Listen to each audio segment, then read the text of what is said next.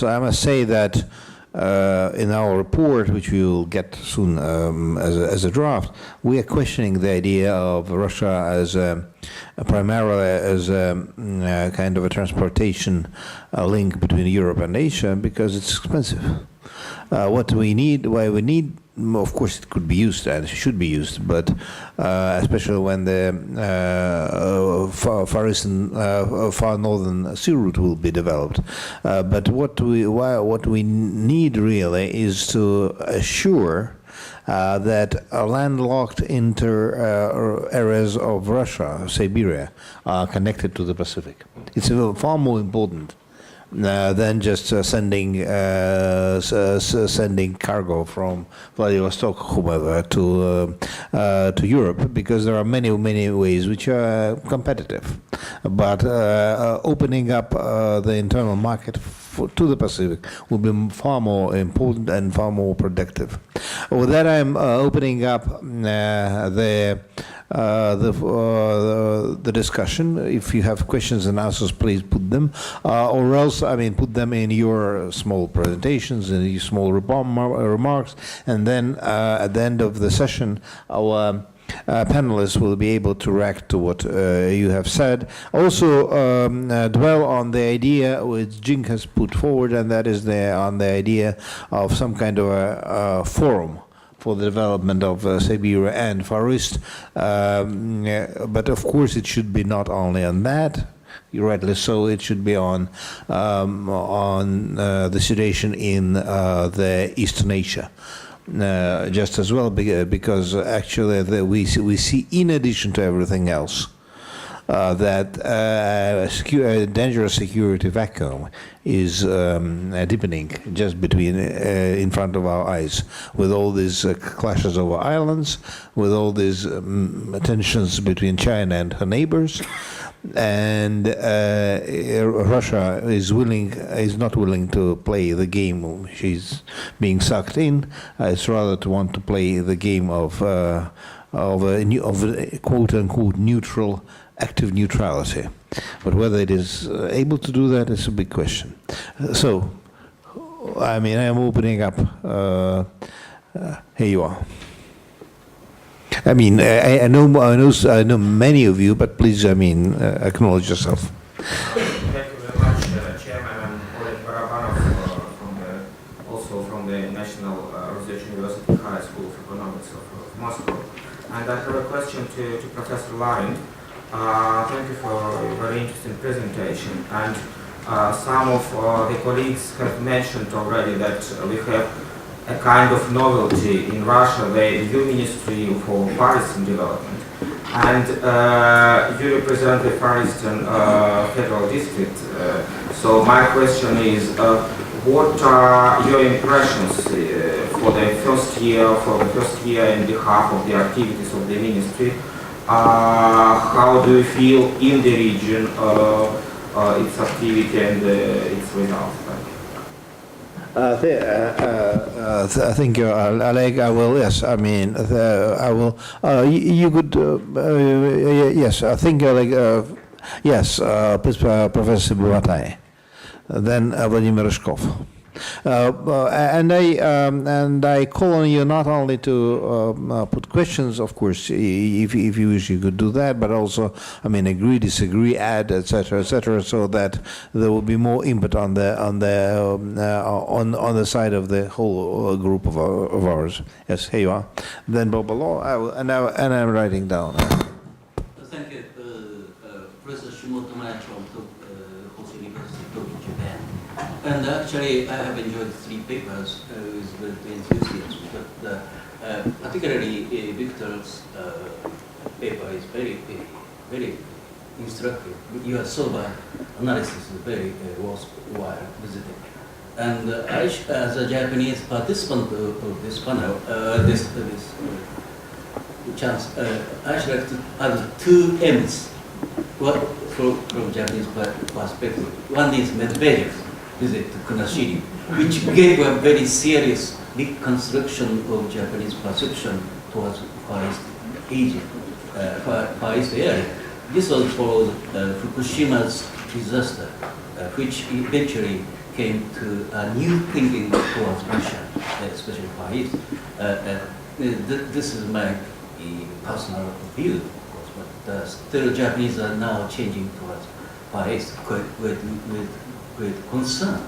But having said that, I have a serious question regarding the actual performances after the Vladivostok summit. Perhaps Russian paper towards Great Ocean 2 is very instructive, but economic indicators of Magadan, Jewish autonomous region, Habarovsk is very deteriorating quite rapidly in these several months. Why it happened? Actually happened. And number two, that is, I should like add to manpower, including women. Discrimination is, but still huge problem because of the size of the economies in Far East is too small. But how to do that?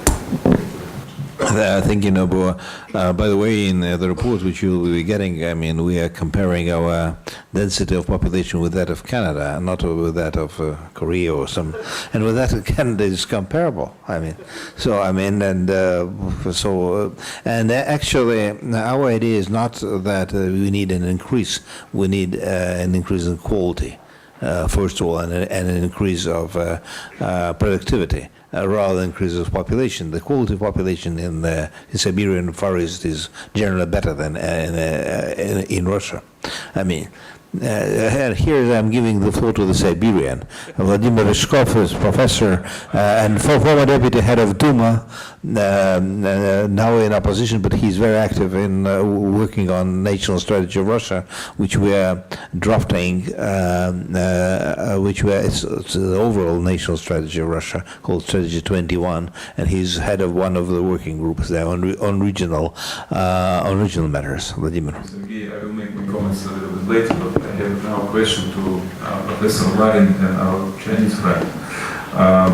Summit at Asia and Globalisation was a very ambitious project of Russian government, and it was invested billions of dollars to new bridges, airport, fast train, airport, seaport, and so on.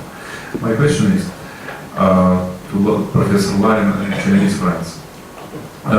Do you see any improvements, I mean, in development of businesses, private investment from China, from Japan, from South Korea? And do you see any impact on development of this region? Because it was the idea to develop Vladivostok and to make impulse to develop in all this area. And if not, what reasons can you explain these days? And what barriers we have to destroy to give this impulse for development of Vladivostok and Primorsky Krai? Thank you. Now Bob Law, then Tim. Yes. So, okay, is this questions or comments? Both. In the end, I will give the opportunity to the panel to react to whatever you say, whether they agree, disagree, or answer. Absolutely, great. My name is Valdai. I'm an independent analyst. I just have a few quick propositions that I want to put to the panelists to try and get their reaction. My first proposition picks up on something that Victor mentioned in his superb presentation, actually. And it seems to me that Moscow does not have a strategy towards Asia or Asia Pacific. What it has is a strategy or a series of tactical responses toward the major powers in Asia. And this leads to a second proposition, that Russia engages with China not because it happens to be in Asia, but because China it sees as a global power. So the Asianness aspect is really secondary to, there's nothing new in Moscow's thinking, but rather it's old thinking because it's old geopolitically based great power thinking. Now, the third proposition is really a question, is Moscow losing interest in the Russian Far East? That in a sense, the Russian Far East Asia-Pacific, Euro-Pacific power, all that sort of thing, is in a sense, a very strange thing, yesterday's story, that the Kremlin's attention has now switched much more toward Eurasia, specifically the Eurasian Union project and all sorts of things related to it, whether it be customs union, CSTO, Eurasian economic space, and so on and so forth. And so I wondered whether, picking up on the point of Vladivostok, it follows a Volodya's question, really was the Vladivostok APEC summit just a one-off, a kind of Olympic moment? So that we've done Vladivostok APEC summit, now we're going to focus, we had the Kazan Student Olympiad, then now we focus on Sochi Winter Olympics, and then in 2018 comes the big one, the Football World Cup. So in other words, Asia, in a very strange, paradoxical way, is almost yesterday's story, and not necessarily the story of the future. So I'd be very interested to get your reaction to that. I also wonder, we speak about infrastructure projects. And there's, of course, as you know, lots of talk about various Silk Road ideas, Silk Road economic belt, Silk Road economic zone. And I wonder whether Russia is in danger of being left as a branch line, a northern branch line, to all these Silk Road ideas, that it will be left off the infrastructural highway. Because when I hear discussions about Silk Road, they talk about Silk Road going via Indian Ocean, Silk Road going via Central Asia, but very rarely do I hear outside Russia talk of Silk Road going through Russia.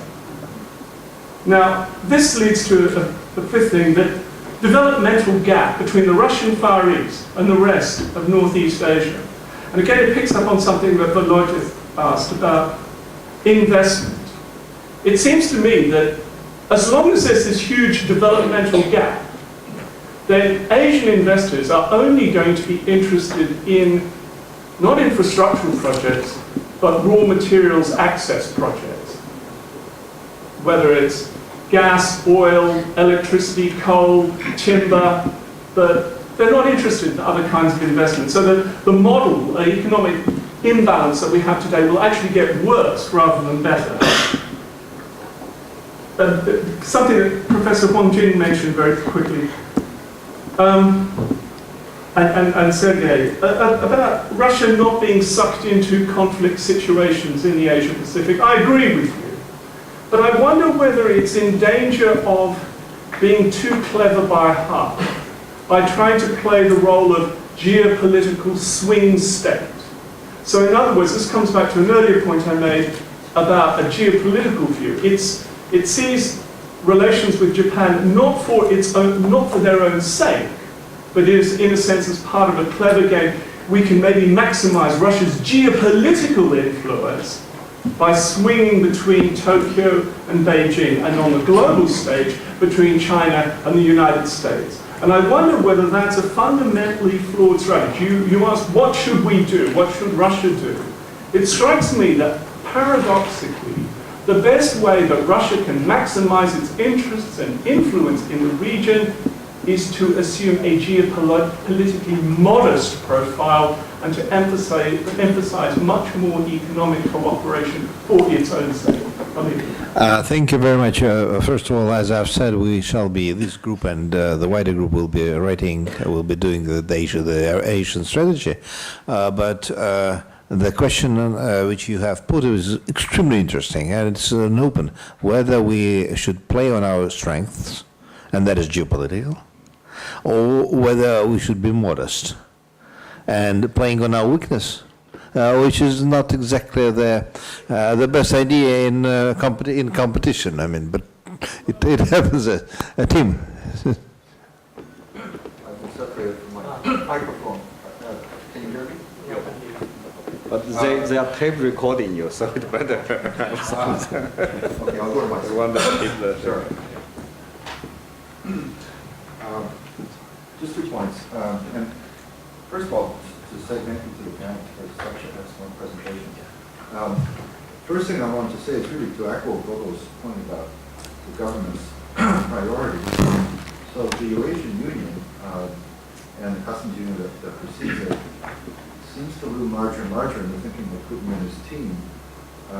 And yet what we saw from one of the presentations was that, in a sense, this is looking against the kind of tidal forces in the global economy. So what's happened in terms of diversification of foreign trade across the CIS, this is not a new point, but it's never been more clearly expressed, in my view, than in the paper that we just heard. And so this raises a question, I guess, about what the government thinks it's doing. And we've seen the links to which Russia is prepared to go in squeezing Ukrainians next door, who, for a variety of reasons, many of them have different plans in mind. So that there may be a geopolitical reason to do that, but in terms of economic development, certainly of these eastern regions, it seems to be moving in pretty well the opposite direction from what economic logic would suggest. I think that's interesting. My other point is simply about Russia's overall growth prospects.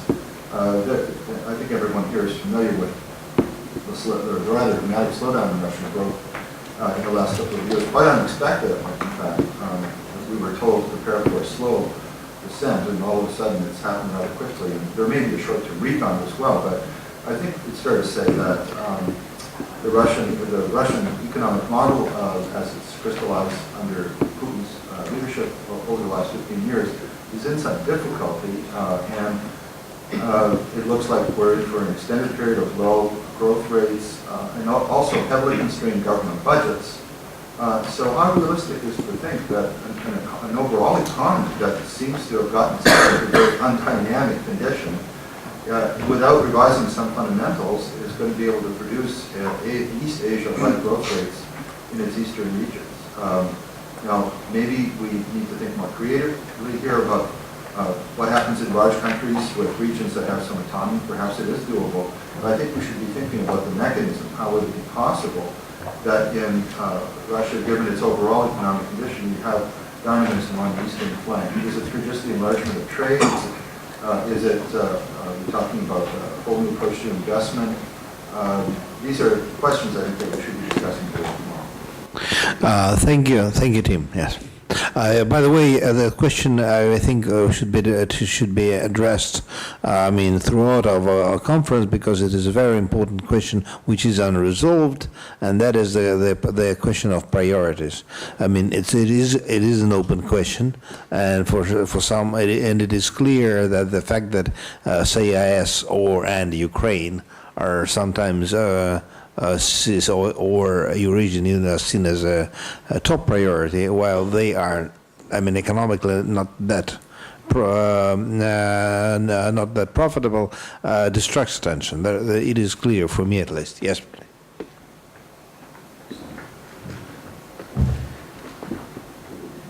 First, again, compliments to the paper givers and frankly to the organizers of the conference. A couple of kind of general remarks and a question. It strikes me that what's unique about this conference and indeed these papers is a commitment to framing the right questions and not providing answers. Because this is an ongoing process. I'm less optimistic than anybody that either ASEAN or any arrangement is going to be enduring or incrementally changed. I don't know. The changes in technology, the shifts in power open up all kinds of variables that no one really can predict. What strikes me is necessary, and this group really is kind of uniquely suited to deal with it, is taking a long-term perspective and framing the questions and sticking to them. Guessing what is going to happen in the next couple of years, or whoever maybe in power in the country might do at one given moment in time is exciting. I do it all the time, but it's not really what we should be doing here. The second point I would make is the need for new international institutions. These should not be just temporary arrangements. I think the linkage between, especially as we go through these 2 days, between the Arctic itself, the development of Siberia and the Russian are really critical. They're different issues, but they're issues on which there are many common interests that transcend just economics and whatever. And that's the basis for creating new institutions. and framing questions in a way that they can be easily solved. I think that my third point would be globalization versus regionalism. We're stuck with two things. We're stuck with regionalism, which is good, but globalization, which is being driven by technological innovation, by financial markets, by multinational corporations, by a whole array of irreversible changes that force any short-term arrangement into this broader picture. And I think I like the idea of this multilateralism that is being embedded in this conference, but I remind you, I think emphatically, that it's how, if you succeed or if you fail, how this fits into the global situation. My final point is the inseparability of economics and politics. I was involved heavily myself in APEC, and there was a forum, and in many ways, G20, in my opinion, G20 is a forum without clear decision-making capacities. And the forums are good. They're good for framing questions, they're good for interacting, but it strikes me that what would be useful would be to go one step beyond that. To do what was tried at Bretton Woods, it means drastically to be changed, I might add, but which created institutions, created a framework where people act. And I think it's this linkage between regionalism and globalization that is so critical to understanding what you're doing when you're developing Siberia, the Russian Far East, and the Arctic, and doing so in the new configuration of international power. Thank you. Thank you, Professor Hellman. I mean, but could you please, I mean, specify what kind of institution do you have in mind? The question is, I mean, people are rounding, and I want to pin them. I mean, for what kind of institution do you have in mind, actually? Well, first of all, they should be multilateral. And I mean, I think the fact that this is a multilateral arrangement is a good one. I think so much that's going on in East Asia, to be honest about it, is bilateral. And, you know, that's market deciding. It's cutting deals. Bizarre, really. So my first point, to create a multilateral institution, which I would cite Jean Monnet as probably the greatest example of how we don't have any Jean Monnets around, we're not likely to get anybody like this. But I would think, what are the common interests? That's the first question. How can we agree? If we have different political systems, we have different political systems. But we have common interests in the environment, in developing the Arctic, in accessing energy, for example. I guess my answer to you would be to ask you a question. What is security in the 21st century? Security is not just military forces. It's all these complex global health, the digital revolution, financial institutions. My most memorable example of this was in the United States when they had a new intelligence chief being confirmed in the middle of the Great Recession. Someone said, you know, Admiral, do you think the greatest threat to us is the war on terrorism? And his answer was, no, it's a properly running global financial system. So I turned to my wife and I said, then why are they appointing an admiral to create a new international financial system? He was appointed.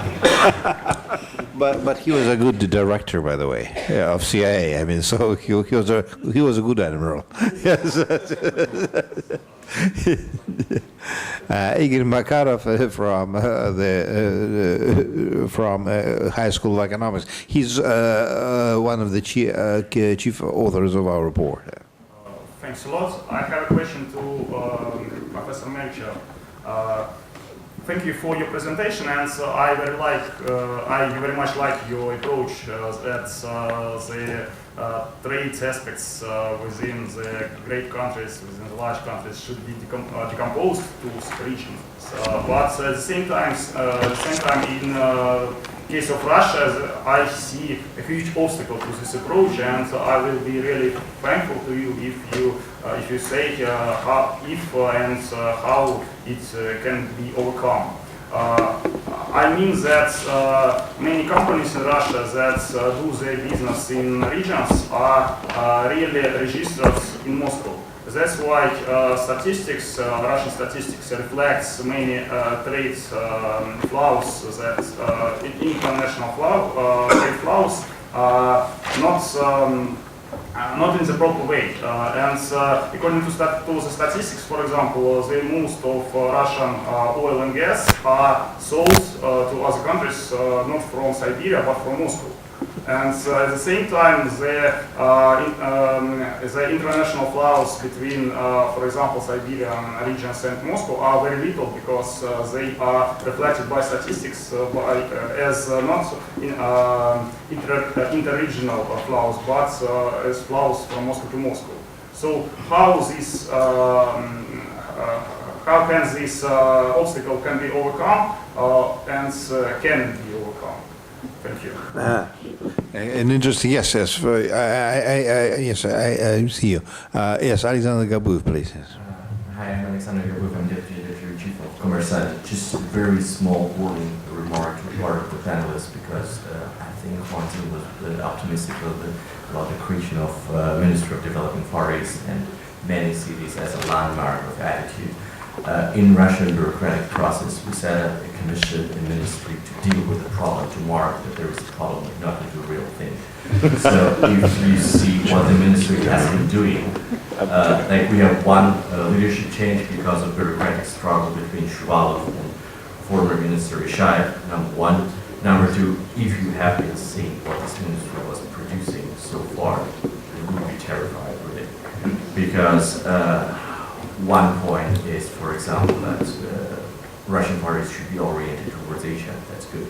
But what they're trying to do is to set up export hubs for high-tech. And internal discussion ask why high-tech? They say, yes, we have a very strong point. We are just next to Asia. I say, wow, Japan is next to Asia. South Korea is next to Asia. China is next to Asia. Why would you set up an export hub for high-tech in Russian Far East? Oh, well, we don't want to be a resource supply country. And that's a crucial thing. Unless Russian government admits that its aim is not to be Japan, not to be South Korea, but to be Australia or Canada, be an efficient resource supplier, and not to steal all the money and not to put it into a stupid project like EPIC Summit, but to build infrastructure, to improve it, and to be a very efficient resource country. That's the only way for this region to develop. Thanks. I think one of the basic points of our work is exactly, opposing the idea of new industrialization of Far East and of high tech. It's an idiocy. However, the people are ideologically continuing that. Avoiding. Actually playing to the gallows. And even Putin, by the way, repeated that recently. It was recently in his recent speech that we have to develop industry.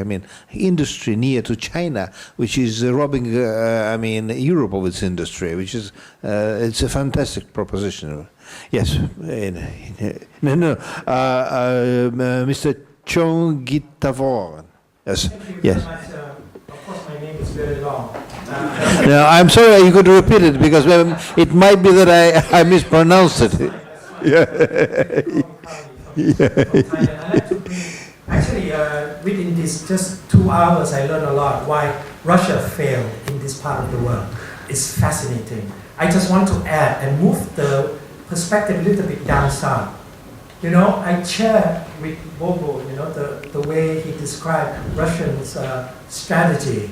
And I thought that Russian strategy toward Asia ended when Shevardnadze came to the region in 1987, declared the withdrawal of Russia's support in Cambodian conflict, and let people decide that.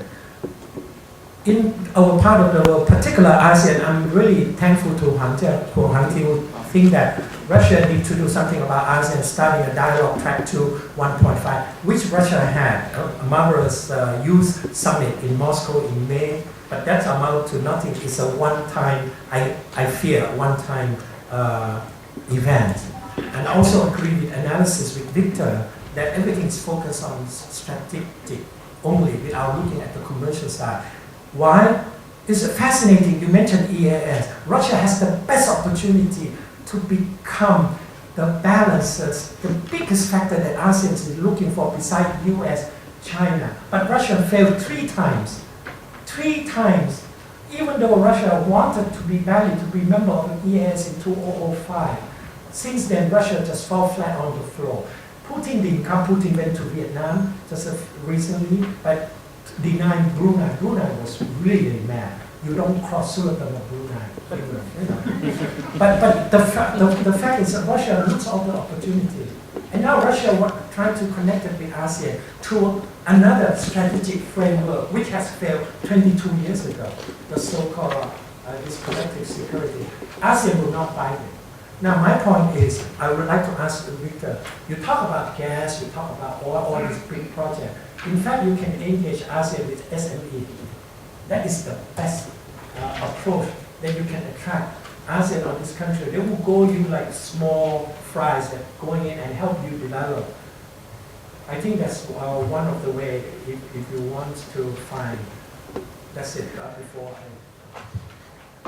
I think you're very helpful. Yes, Professor Osman, please. Gilbert. I think nobody's commented yet on the disconnect between Victor's presentation and Young Chung's presentation. Here we had one presentation that essentially did not mention China, and the other that said the main development has been the China-Russia partnerships and cooperation and agreements since 2003, with their major impact, although that Russia is wary of letting China become so dominant and being so dependent on this area.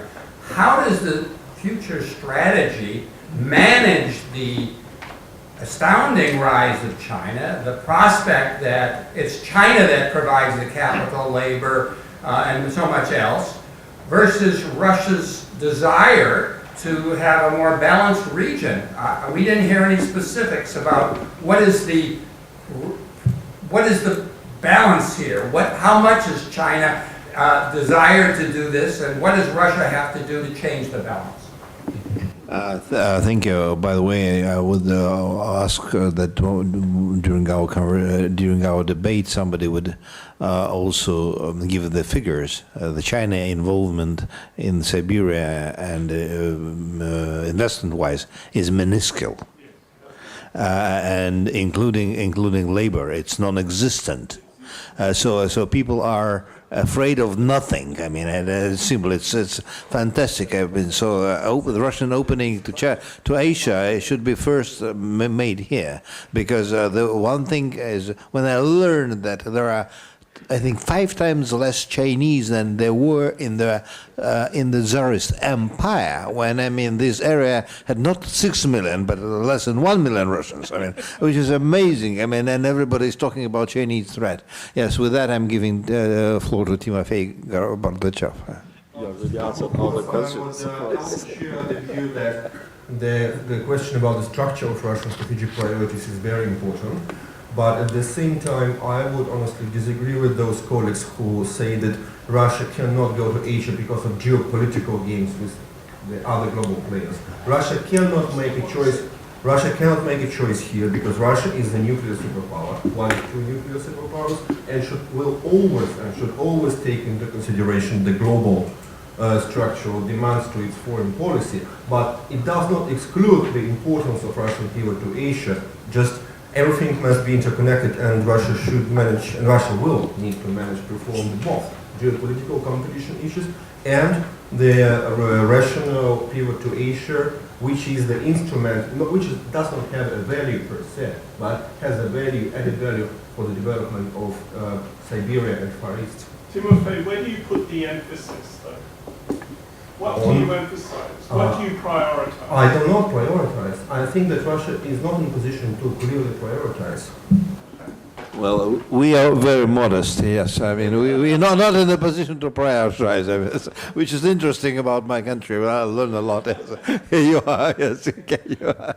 My name is Marcel. My name is Mark Zawadzki. I work for Expert Magazine in Hong Kong, and also have a small cultural foundation in Hong Kong that deals with projects between Russia and Asian countries. So I would like to speak a bit from a different perspective. I think that what we're talking now are some frameworks, but they have to be filled with some interest, like from inside. from public or from private capital. Otherwise, it will just be the same as we had before. So, like big projects led by the government and followed by business people or public institutions, as long as they see the interest from the government into it, and then they drop it, as it happened with Epic Summit actually. And I think that there is actually one project in Vladivostok now that I would like to attract your attention to. It's in the cultural field, but I think it's very interesting because it's a very good example of this public-private partnership that is very crucial for developing of Asia-Russia relations. I'm talking about a music festival. I'm not sure if like many of you guys are into music, but it's been held like for the first time in Vladivostok late August. It's called Vladivostok Rocks, and it's I don't know if Mr. Larnavik heard about it. It was a big event, and I've been there, and I strongly encourage everyone to come to Vladivostok late August, because it's a great time to be there, and it's a magnificent festival, and you can see how this cooperation is actually happening. Because last year, or this year, right, they had bands from all over Asia coming to Vladivostok and playing for free, just because they've been encouraged by Mumichol. I don't know if not no Russians here know about Mumichol, but it's one of the biggest Russian bands, and they're from Vladivostok, and the leader of this band has been very active in promoting Russia in Asia, playing concerts there almost every year. And this concert, I think it's a great example of a bit of a different angle of this cooperation, because what we're talking here is some hardware, but Russia can't really be a part of Asia without this cultural proximity and cultural understanding, which is led by this kind of projects that are being initiated by public institutions or some prominent figures supported by the government. The government gave all the property there, so they played in the big squares, supported by private capital. S7 airline brought all the bands to Vladivostok. There been 200 people came to Vladivostok. It was the biggest musical festival, I think, maybe even in Russia. So I think we should focus more on this kind of, maybe not that big in terms of the big words project, but very effective, very feasible, and with a great future. Thank you very much. I think that's a very good idea too, because actually one of the main thrusts of our future report would be to make Siberia and Far East vogish in Russia too, not only in Asia. Not only, and here with her, I'm sorry, Young. I haven't been giving you a floor because I was looking elsewhere. I mean, not to my right, but yes. Yes, of course, Professor Lee is one of the co-founders of our consortium. Yeah, I think it's not enough time to discuss, so I have one question and comment, but just a quick question in this session. Now the Eurasian Union is expanding, but it is mostly focused on the CIS countries. On the other hand, Russia is emphasized the importance of development of Far East and East Siberian region. So, in your what do you think the relations between European Union and the development of Far East region? So, is it possible for Korea to join the European Union in the future? Eurasian. Excuse me. Yeah, Eurasian Union. Is it possible for Korea to join the Eurasian Union? What position would be the Chinese position would be if Korea joined the Eurasian community or union? Thank you. Good idea. I would prefer. I would prefer Korea to Kyrgyzstan. I mean. Yeah, not North Korea. Yes. I think here. Yes. Yes. I'm sorry. Whomever. I mean. Yeah. I would like to. I've been wrong that from Just to follow up very briefly Timothy Colton's point about the current slightly surprising economic stagnation in Russia, the lack of economic growth. And you can take that one step further. What if the oil price falls? And then you're going to have, what always happens in that situation in an oil-producing country is a double problem. Is one, you lose a lot of revenue, and two, the oil companies looking at fields, which is what I'm going to talk about later, the projects don't look profitable anymore. And the projects that we're looking at in Siberia and the Far East are very high-cost projects. They're frontier projects. So there'll be reduced investment too. And I think for an oil-producing country like Russia or Norway or Australia or Canada or Saudi Arabia and so on, that's a very important scenario to take into account for the coming 5-6 years. Thank you. Okay. Yes, and then Yuki Osada, and then then Mr. Yu, and then I give the floor to the panel. To react to whatever has been said. Okay, thank you. I'm Kim Kuan from Seoul. Okay, I have just one question to all the presenters, maybe to the Karagana.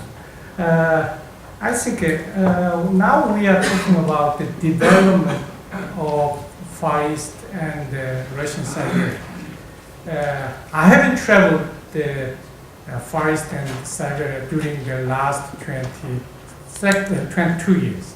I've been there in Soviet times. I've been there before the APEC summit and during the summit and after the summit.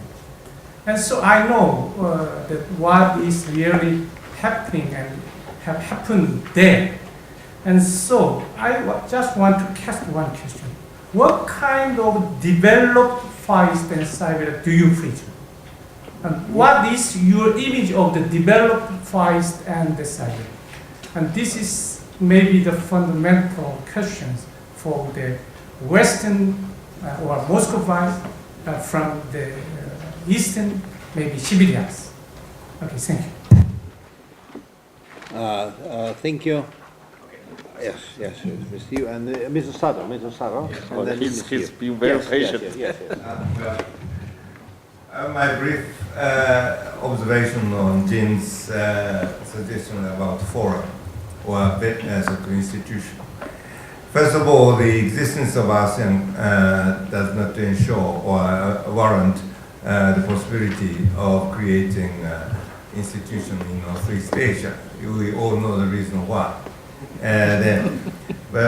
So the ASEAN won't be a model for the Northeast Asian institution.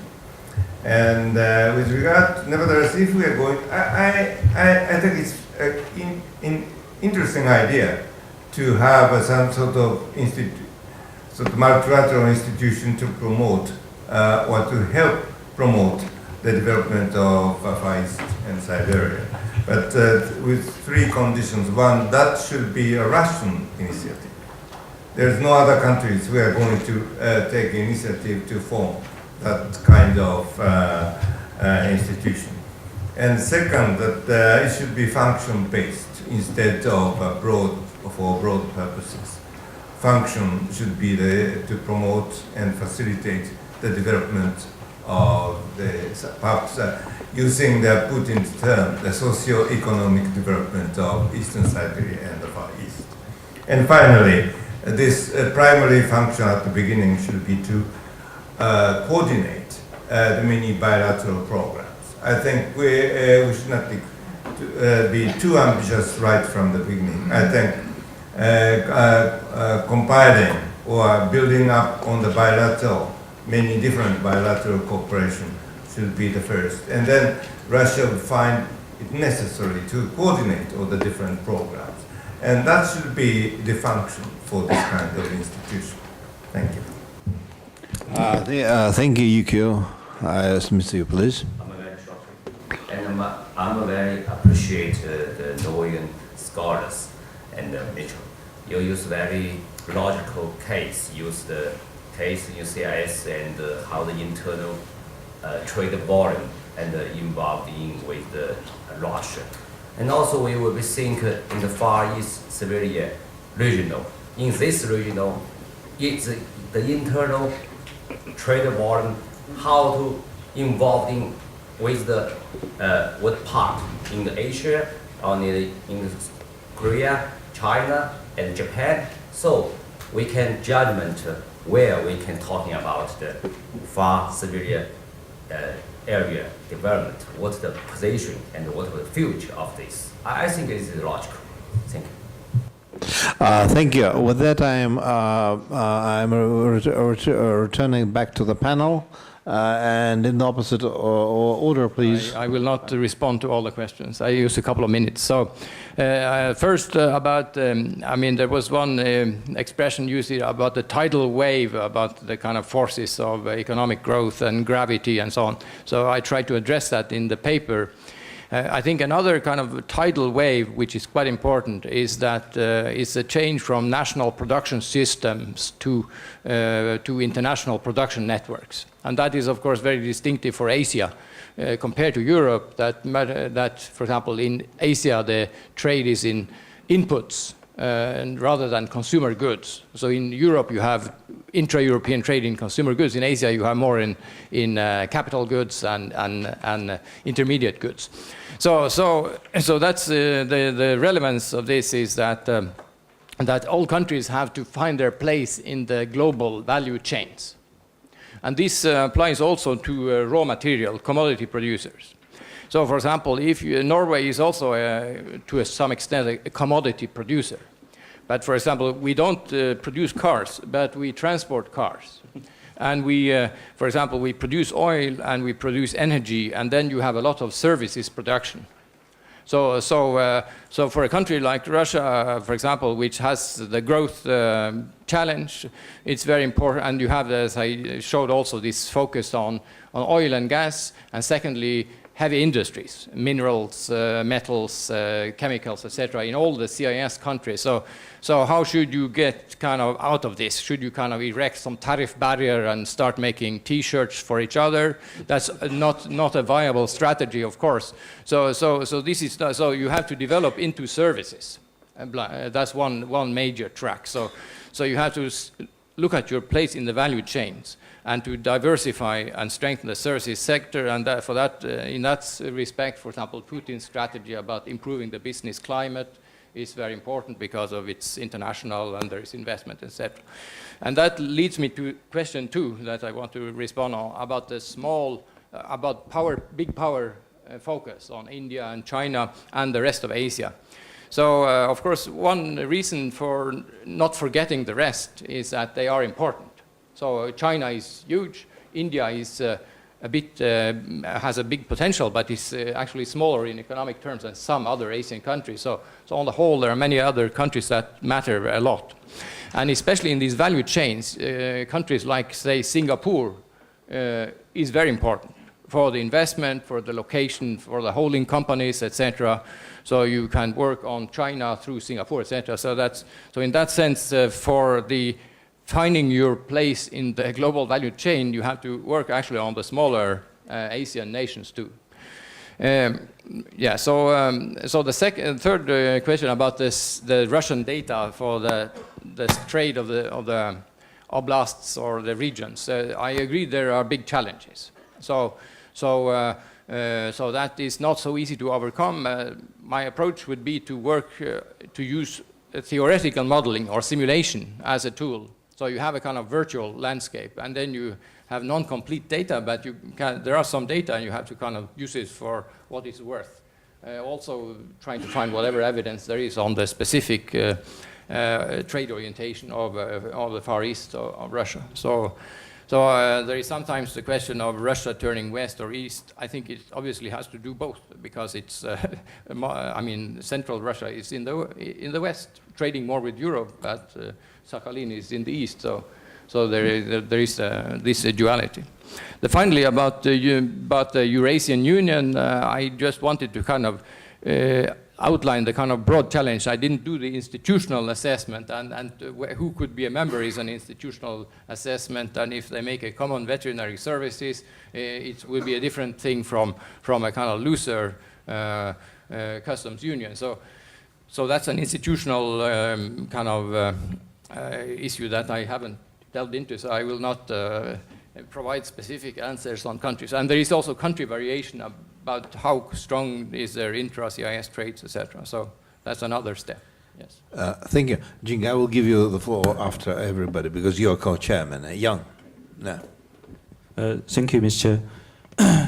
I think maybe from the last question of Professor Lee, I don't think that Russia will accept in the near future Korea as a member of the Eurasian Union. Even China has raised the question, we have several times raised the question of how to cooperate with Russia in the framework of customs union or Eurasian Union, but Vladimir Putin said that it's a different logic.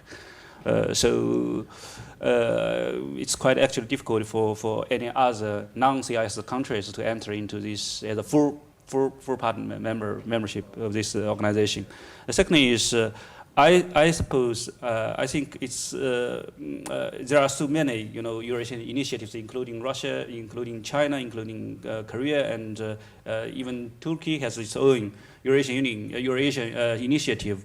So maybe the correct way is to get all of these initiatives to integrate to one project. I mean, we can try to establish some cross-Eurasian continental integration project, which will begin from Western European to the Asia-Pacific, East Asia. Then all of us can participate in this project, like Korea also can, and with China also. So maybe from this perspective, I think Chinese Silk Road Economic Belt is a very interesting initiative, because if we look at the history, we can find that the Silk Road spirit, the first, there have several elements. The first one is there is no any dominant power in the Silk Road.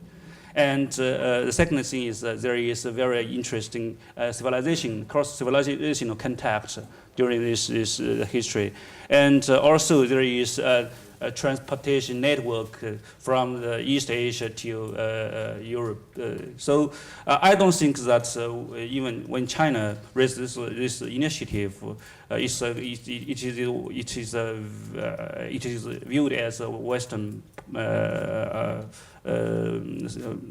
Western scholars as a grand strategy. Actually, China has not any strategy toward this region until today. We have only some ideas, some initiative. It is quite important. I think when some Western scholars link it to the circular economic road build, and the so-called marching west strategy. Actually, we have marching west. It translates very terribly, because actually in China, even by Professor Wang Ji's from Peking University, it means go west. It's non-aggressive one. So it's an inclusive one. We think that the huge Eurasian continent the space is so huge, so that we can find many opportunities to cooperate with each other. And another point is maybe the prospects of Russia's economy. We need to pay more attention on. Maybe we need to think about another question: how to deal with Russia, which will have from the middle and long-term prospect, will have more lower growth, economic growth. How to deal with such Russia, not the current Russia, and also about the obstacles of the development of Far East, which Mr. Ryzhkov raised this question. I think mentality. This is the quick response to your question, and also identity crisis, I think, to some extent, maybe call it as identity crisis, because Russia now has no, consensus how Russia should be. It's a Pacific power, or it's a Eurasian power, or it's a European power. It's still more European-centric power. Okay, thank you. Thank you, Professor Larin, please. Thank you. So many questions in a few minutes. Yeah. Okay. I have to summarize in. Okay. I have to summarize in 3 points. First one is strategy. So I already said that for today, Russia policy to develop the Far East, it is not a strategy. It's a strategic operation, short-time strategic operation with a very concrete goal to save the Russian Far East as a part of Russia. So APEC summit is a part of this strategic operation. And to my mind, it was very important point. It worked. It made the results. From my point of view, I disagree with my Moscow colleague that was a stupid project. It was a very clever, it was a wisdom project of Russian government to attract attention of international community to this region. And if we did not have APEC summit, I'm not sure we would not gather here. It's also the consequences of this meeting. And it does not have any serious economic results. No. And I agree that we watch the decline in economic results in territories, including Primoria. But, it's understandable. It's Russian reasons, it is everywhere, yeah. Another point. Just now, we really see the decrease in Moscow attention to this region. It's reality. If you take the last project for Far East development till 2018, presented by new Minister for Far Eastern Development, you see that the money, the foundation for this 5-year plan are the same as for APEC summit in Vladivostok. It's stupid. So, yeah, it's a reason. This June I published one paper named External Threat as a Driving Force for Exploring and Developing the Russian Pacific Region. And my conclusion was that by 2015, Russia will stop its Pacific policy. So, I suppose, I mean that in 2 years, Russian government make the decision that, well, Russian forest is in safety, so we should pay more attention to Eurasia, for example, to Ukraine, and so on. So for me, it's a danger. So I hope that our meeting will push Russian government to the right direction. About governance, about the question of Minister for Forest and Development. There was a joke for the last years that that ministry was the Ministry for Khabarovsk territory development. So it did not have money, it did not have real power.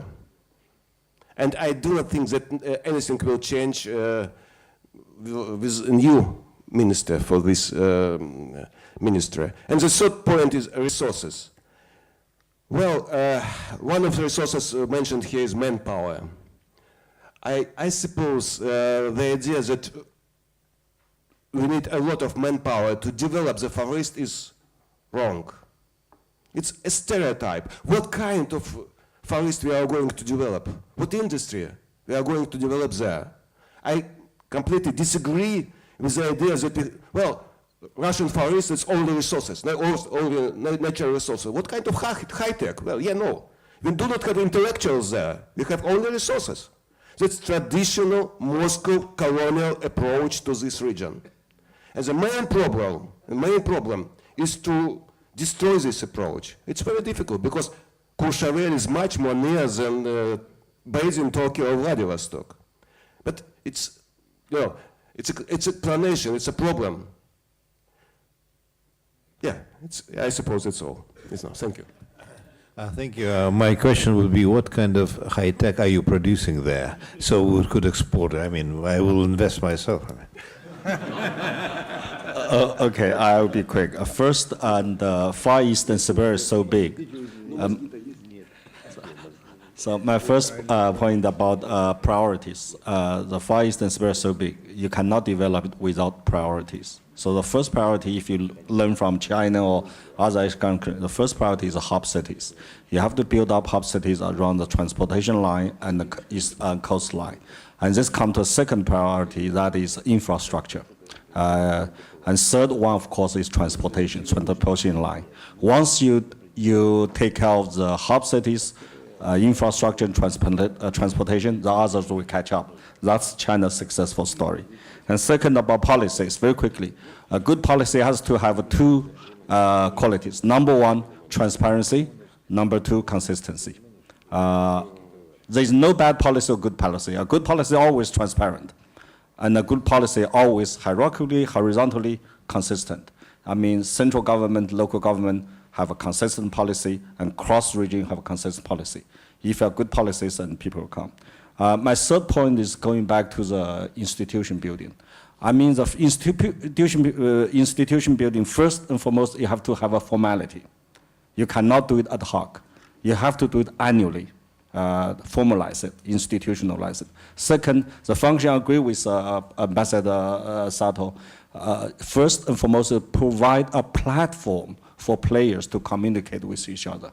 Once you communicate, other things will follow. Last but not the least, it will have to have a policy impact.